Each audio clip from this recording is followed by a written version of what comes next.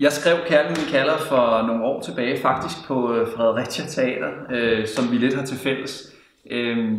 Og det var en sang, som opstod faktisk, fordi jeg selv sad og var i en sammenhæng, hvor jeg følte en enorm længsel, og nok i virkeligheden lidt en ensomhed. Lidt interessant, fordi at det var en periode, jeg lavede noget musical med dig blandt andet, Martin, hvor der var enormt mange mennesker, men jeg følte mig meget alene i det, faktisk. Og der opstod tanken til Kærligheden kalder. Stille, når jeg ser dig for mig selv, smiler dit minde, så jeg vil have dig igen, så jeg kan mærke kærligheden i mit sind.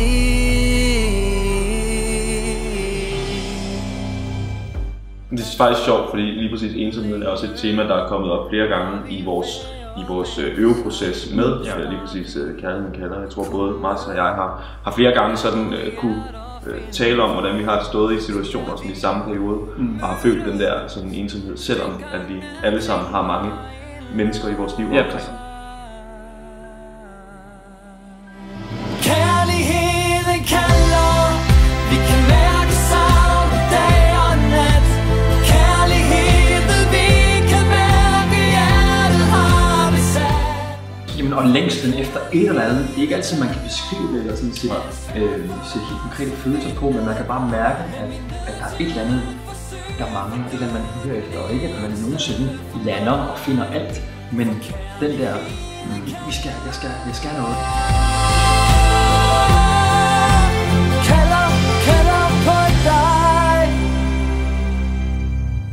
Alene, når jeg hører dine ord danse med mig, mens jeg husker det vi gjorde.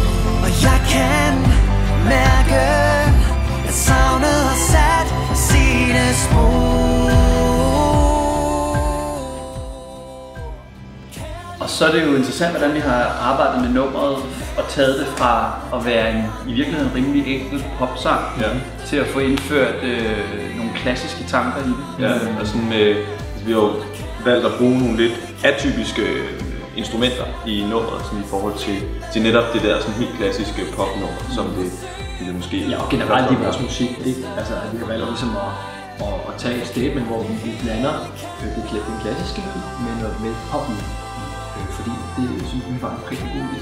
Ja, og bruger stryger rigtig meget. Og, sådan, klassisk klaver, altså man bruger klaver selvfølgelig i popmusik, men her har vi skrevet det ud som et klassisk partitur, hvilket åbner nogle helt andre klange og bidrager til et anderledes lydbillede. Det forbliver pop, men det har lige den der nuance af noget andet og noget dybere på en eller anden måde. Og vi bruger nogle andre perkussive virkemidler i det klassiske trommesæt. Ja.